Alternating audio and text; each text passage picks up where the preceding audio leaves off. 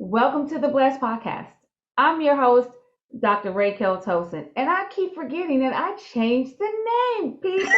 It's Blessed Mindset Matters Podcast. That's what it is, because you guys know that I am a firm believer that being blessed is not about what you have or who you have. It's about your mindset, and you have to make a daily decision to be blessed. All right, so we are on WYTV7 Community Broadcasters Network, where we have a mission to empower, encourage, and educate. And I hope you feel like you are being encouraged by the Blessed Podcast, the Blessed Mindset Matters Podcast. And I need you to go to www.wytv7.org and hit that donate button. We are a nonprofit organization, so we need donations, and you will get a write-off when you donate. And you help not only with the podcast, the Blessed Money Mindset Matters podcast, but you also help with we give away money for students who need, that are in school for scholarships. We help feed the firemen. We help feed families. So you are donating to a worthy cause. So please go to www.wytv7.org and hit the donate button. Now, September is Suicide Prevention Awareness Month. So many of you know that this spring that my nephew committed suicide. So this is a subject that's very near and dear to my heart. So I want to make sure that every September I donate at least one show to talk about this. And I have with me Leslie Hope. Am I saying it right? It's Pogue. It's like Vogue only with a P. Yes. Okay. Leslie Pogue here to help me discuss suicide prevention awareness. Now, let me tell you a little bit about Leslie. She calls herself the Chief Happy Officer, and I love that. Y'all know I'm all about happy, because really what blessed is happy. That's what blessed is, right? It's happy. Right. Yeah. She's an author and an award-winning speaker. Her books are 28 Days Happy and the Positive Side of the Bad Stuff. I love that, the positive side of the bad stuff. I'm going to get that book and read that. And we're going to have to come back and talk about that again. Absolutely. So, Leslie, you have a whole lot of stuff about you. You tell us the importance, the stuff that you want us to know right now about you, and then we're going to get right into suicide prevention.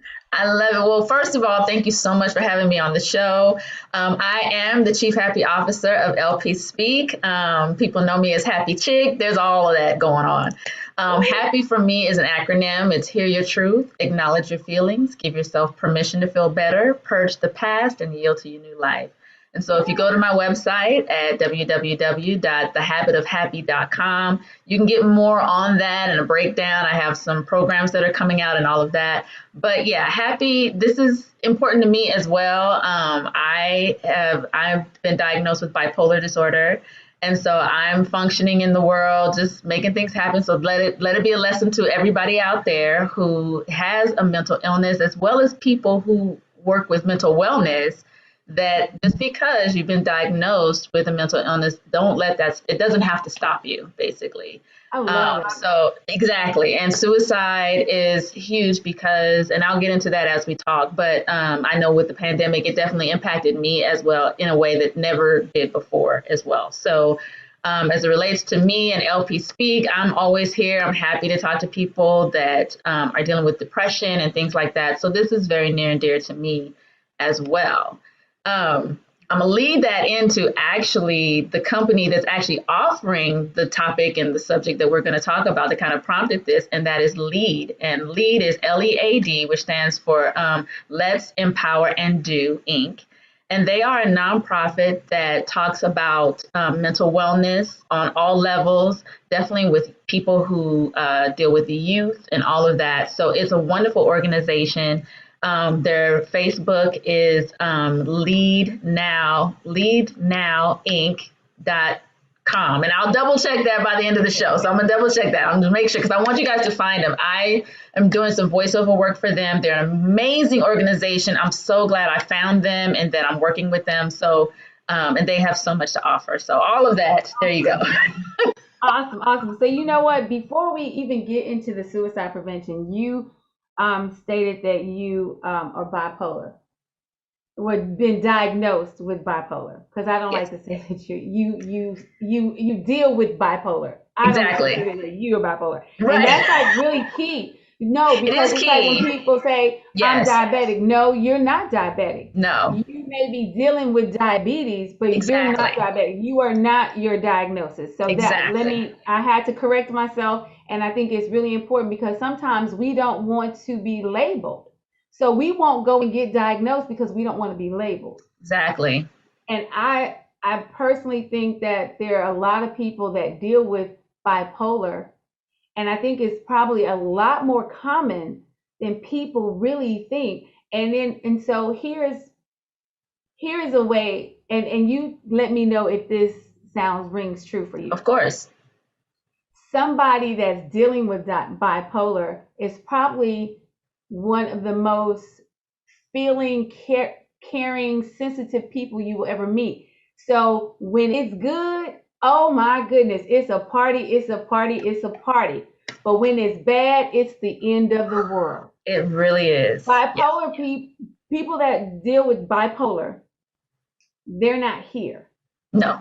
So they're like, you're like great friends because you will celebrate with me Oh, and you will be down. I mean, and you when I'm always. down, you gonna be down with me. You Always. So it's resonating. So when I think about people that deal with bipolar, there's no shame in it because really it's just you are really feeling people. You unlike people who don't like have feelings at all. It's like you have friends and you tell them something good Right. about you and they just be like, "Oh, that's nice." Right. Oh, I can't stand people like I that. know it makes you crazy, but yeah, for me it's like, whoa, well, tell me all about that. What's going on? How did it happen? Blah, blah, blah. Let me get it excited for you. Yeah, absolutely. Yes. And if I'm sad, I don't need to be like, Yes. oh, I'm sorry. No, I need you to cry with me. I want you to cry Yes. with me. Now, I say that because, but I'm not that person. I will get happy and I will be sad, but you won't see like great emotions. I'm not feeling it the way that you're feeling it, but I Right. am empathetic. But a person that deals with bipolar, it feels, Yeah. they feel it. They're not Yeah. just empathetic, they feel it. So It's is true. that I true? feel everything. I mean, even in TV shows, commercial, all of that. I mean, it doesn't matter if I know you or don't know you. If I hear the story of you, it sometimes it just rests on my heart differently, and I even have to do some self care depending upon what it is and how dramatic it is, especially lately with the pandemic and so many things have been going on between the illness, the crime, there's just so many things going on. So yeah, there's a lot of self care that has had to happen. And I mean, since we're talking about that, I'll throw it in there. Last year, my job went remote, like a lot of jobs did. And as much as I love staying home, and I plan on staying home if they as long as they'll let me, but it was an adjustment. And I won't go into what's going on with my job, but needless to say, it was very stressful. And so I found myself needing to call the suicide hotline for the first time. I mean, I've been dealing with. I was initially diagnosed with anxiety, panic disorder with depression, and so that's what I thought I had for most of my adult life. I was recently confirmed because I've always suspected bipolar, but it finally was like, oh yeah, yeah, that's the one. So, but last year I was at a I had a day where I just started crying just for no reason, and I was just bawling, crying, and and all I could say is I need help. That's like all I could muster to say. And so I called the suicide hotline, and they called the police to come and escort me to an urgent care mental wellness facility, which I didn't even know there was such a thing as urgent care for mental health. I had no idea. So, and there was one even close by me. So, and we'll talk about the suicide prevention hotline, but I mean, they really are there to help, and they will help you because truly, in all my years of managing my illness, I've never been at a place where I was afraid to be alone. I truly did not know what I was capable of in that moment. So I really needed help, and it needed to be help not from a family member or friends because they don't know what to do. And that's a whole other class and talk and all of that. And But yeah, they want to help you. They want to be there for you. But like when I share with my mom, she tries to soothe me as if my dog is sick or something. Like it's not, it's deeper than that, you know? So for people who are managing that and they don't, you know, they're like, why can't people understand that is how you feel? People, because they want to understand and they want to help you. They're not equipped. They just don't have the tools. Yes, we're gonna start right now. The National Suicide Prevention Lifeline is 800-273-TALK, TALK. Hmm. So I just wanted to make sure we get that there, and we'll do it Yes, again, and we'll put it at the bottom. But it's important. so important. And girl, you said so much. We probably don't have to do that. We might have to do another segment because one of the things, when people talk about, like, say, the defund the police, because sometimes police come out and they make it worse. It's true. So it really is, it's really helpful when police departments know that they can go and get a person and take them, and it's an easy thing because you were ready for help. Sometimes the person that's going through a break or whatever, they're not the ones that called. It's loved ones, family members calling, and then the police come out and those people aren't ready to go anywhere. They Correct. Because they're, and if it's a true psychotic break, there's a paranoia. Yes, And so absolutely. having police come, it makes you even more paranoid, like somebody's trying to get you, trying to hurt you, and seeing the police does not make you feel safe when you're ready to go with them. It makes you more agitated. So Exactly. it's very important that the police officers, when people call and say this is, it's a mental emergency, nobody is in harm way, or Right. it's a mental thing, please send people who are sensitive and understand what's going on. And then as Exactly. a person that had to call on your loved one, because you don't know what to do, Exactly. you have to Yeah. just kind of stay there and make sure it's a mental, it's not, nobody's in danger, they're not going to hurt anybody. And it's so, Exactly. I be when people say defund the police, and I'm just putting this out there, it's No, not I'm to with say we don't need police. It's just saying maybe we need to use some no. funds, reallocate, but should Exactly. reallocate some of the Yes. funds for mental health, because we are have Yes. a mental health crisis. We have the opioid crisis, and all of these people need professionals to come and help them, not people that Exactly. are ready to take them down. Exactly. And I agree with you there. I mean, right. No, I co-sign that 100% because yes, it's not about defunding the police. It's about allocating those funds to educate them on in areas other than defense, other than serve and protect. They Right. need to learn just like our family members need to learn. Yes. They might not know, and it might not be, or they may have learned it to some degree, but not to, I mean, when you're a police officer, you're out there risking your life too. So, I mean, we get that to that degree. But there's a flip side to that too, because serve and protect means more than just, take down the bad guy. Sometimes it means to serve your community and just help them, take care of them, hold their hand through something. And I feel like as we've grown as a nation, as a community, all over the place, we've kind of lost that. I don't know. We'll take race and all that out of it, out of the 1950s and 60s kind of caring that we were taught that the police are there for. I'd love to see that come back more. But yeah, I mean, we used to feel, all of us, I think, anyway, I'll speak for myself. I used to always feel comfortable calling the police, although I've never had to. This was my very first time, which did, to your point, made me a little nervous too, also because of what's been going on in the world. But I was taught that if you're in trouble, call a policeman. And that has always been something I thought we could do. And I'd love it if we can get back to that. Yes, for sure. Look, let's get into the prevalence of suicidal thoughts in adults and suicide in adults, because a lot of times we only hear about when the act has actually been completed. Yes. But suicidal thoughts, we have to kind of catch it when it's a thought and not put into an action plan. And I'm gonna be transparent. I actually wrote a book. My very first book that was published was called Just a Little Talk with Jesus, Oh, how he nice. helped me with depression, with depression. So I had suicidal thoughts. I had thoughts of committing. So I had figured out what I was gonna do because I didn't want to hurt myself. But I was like, the beach is my happy place. So I was like, why not go into just walk into the water and just keep on walking, you know? So Yeah. I did have that thought. That was the only time that I had that thought. But it was still huge because I Yeah. actually thought about what I was going to do. So what happened for me is I had a 2-year-old son. And so I was Mhm. like, well, let me do something really fun with him so maybe he can remember his mom in this moment and not necessarily, So I took him to Disney World because we lived in Orlando. That's the happiest place. He loved it. And I knew that that would be a great, even though when you, hindsight, 2-year-olds don't remember what happened when it was I wasn't really thinking right,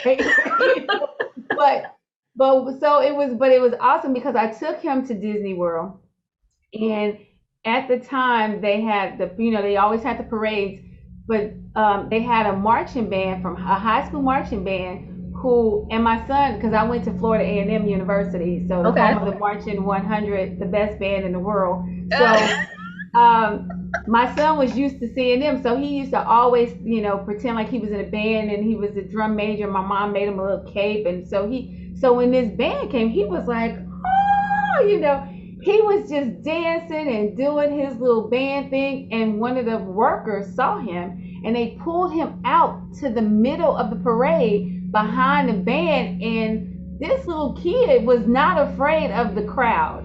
wow. He was dancing and doing his stuff to the thing, and I was like, wow, this kid is Wow. crazy. And do you know, at that moment I was like, I cannot leave. I want to see what he is going to do. He is going to do some awesome stuff in his life. So that was the help me to, Yeah. like, even if I didn't think that my life was worth it, but I wanted to see what he was going to do, Yeah. No, you that's know. that's huge. It's huge. You got to find that thing that puts you, in another headspace. Yeah. Yeah. It's very Yeah, helpful. so just the thought. So what is the prevalence? Like, do they have numbers on that? There are like more than 50% of individuals with suicide thoughts do not receive mental health services. It's very prevalent in the US. Suicidal ideation in adults is about 4%, which doesn't sound like a lot, but if you think about all the people in the United States, that can be considerable. And that's just the people we know about. Right. I know historically people of color won't report these kinds of things. So I'm sure there's lots of people out there that have these thoughts and that come into mind. And just like you said, I mean, sometimes people will just blow it off as, you know what, I'm not thinking about that. Or if they are a faith-based person, they'll rely on their faith. They'll put it on the, God will take care of it or things like that. And while it's wonderful to have a point of faith, to believe in something bigger than yourself, there are some things that we have got to handle. You just have to handle it. And Look, and those yes, things.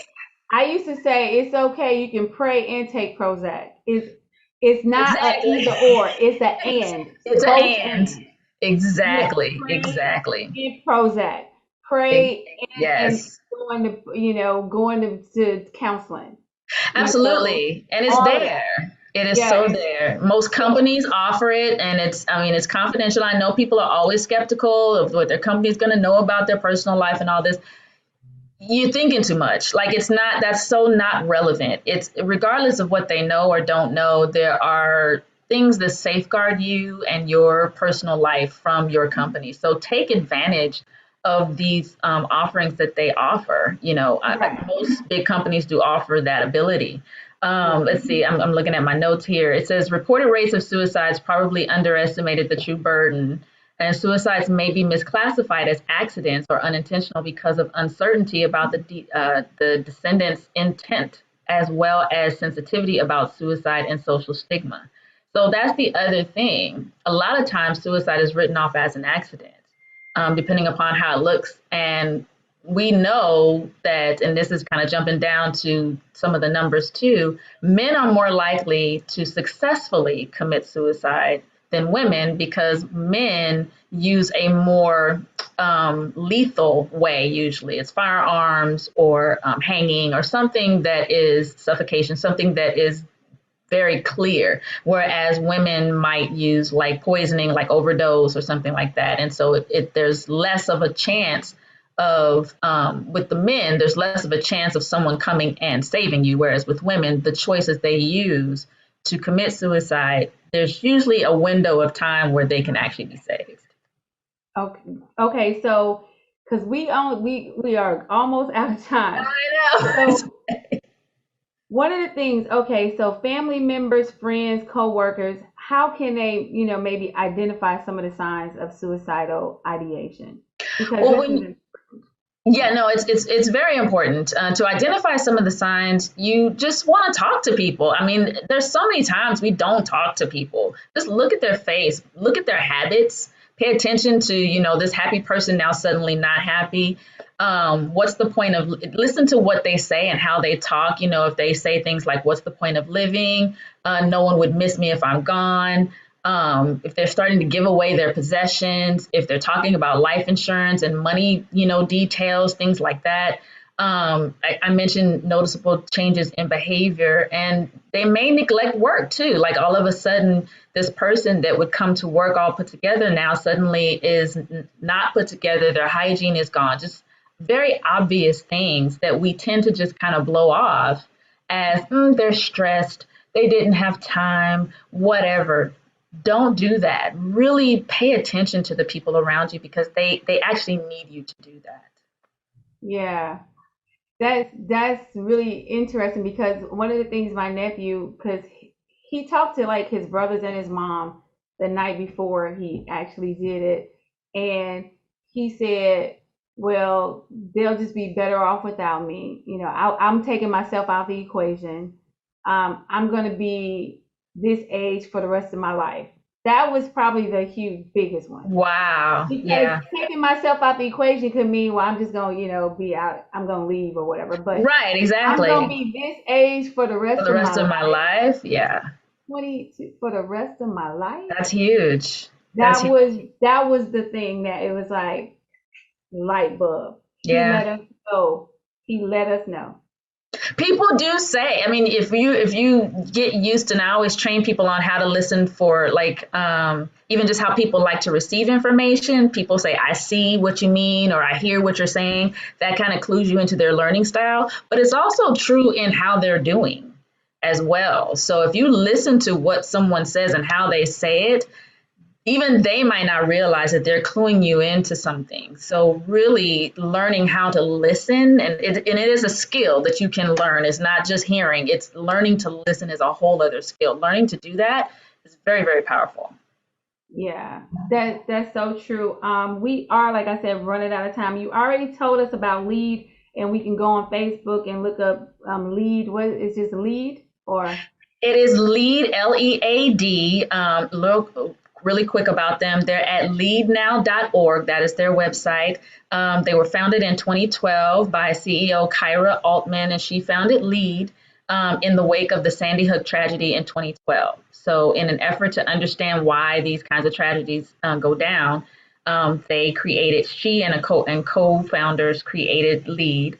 On Facebook, they're at leadinc.now. That's what it is. It's lead? leadinc.now on Facebook. But their website is leadnow.org. And so people should definitely check them out. The class that sparked this whole conversation that they're offering Okay. actually is called Suicide Prevention Month, Taking Action Beyond Social Media. It's presented by Lead Inc. It's on September 21st. So it's coming up, it's virtual and it's free.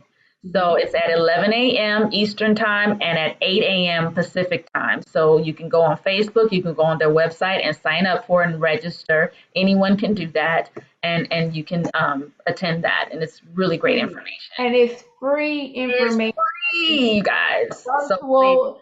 It's information that all of us, especially if you sit at home by yourself and nobody else is around, okay, but if you have people that you care about, you have coworkers, you have family, you have friends, you need to, because 9 times out of 10, at least one person At that least. you care about, at least one person that you care about is going through some things and they having suicidal ideation. Period. Or So know someone that is. you know somebody that is, and you can help prevent them the suicide. You can help. Absolutely. And, So and, and here, it's a great team building exercise. Your company or organization is usually on board with these mental wellness prevention tactics. So just chalk it up to that if you need to. But yeah, it's a wonderful all webinar my to HR attend. people, all my HR people Yes, need to be present on this, and you can get it back to your companies because this is important for companies. My nephew was he was on the track team. He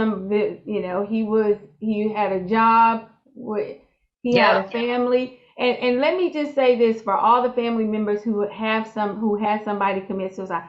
I am by no means saying it's your fault, because it was not at our fault. all. By no means our fault if we did not see the signs, if we could not make it, because this still is their choice. Absolutely. It's still their choice. Even if we do everything that we can, it will still be their choice. But the Absolutely. thing is, let's do everything we can so when they do make that choice, we know that we've done everything we can. And sometimes we can prevent it, sometimes we can't. But let's try. That is the purpose. Let's try to prevent it. My family, we got together every Sunday to make sure, because we knew that this quarantine was getting into people's Yes, heads. it really did. We still get together every Sunday virtually for us to be together. And if you don't come in, you know where we are, so you can have somebody to talk to and all that. So we, in our hearts, we know we did what we could do. He talked to his siblings and his mother the night before. They know that they were there. So he knew it Wow. was his choice. Now, should we have called the police? I I don't know. Don't I know. don't You can't know. we You can't can't know, always because know. we don't know if it have made it worse or better. Don't know. We Yeah. don't know. No. You see what I'm saying? Because then he may have died by police.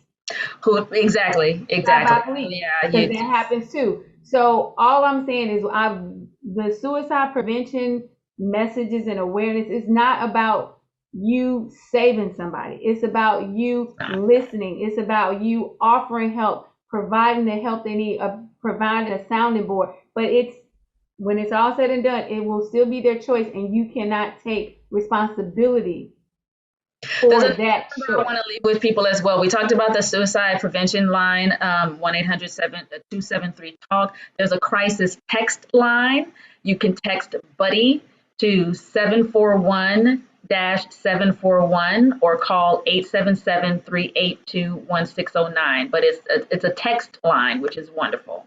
Yes, thank you so much. This has been so awesome. I just want to let everybody know, if they go to your website, they can receive a free copy of 10 practices to achieve the habit of happy. And Yes, that's you can. thehabitofhappy.com, and they can receive that. We have a lot. We're going to put everything at the end, all the suicide prevention hotline, the text line. I just want everybody out there to, seek out help. It's not a bad thing. It doesn't make you weak. It makes you human, that you need help and that you need somebody to talk to. So until next week, be blessed.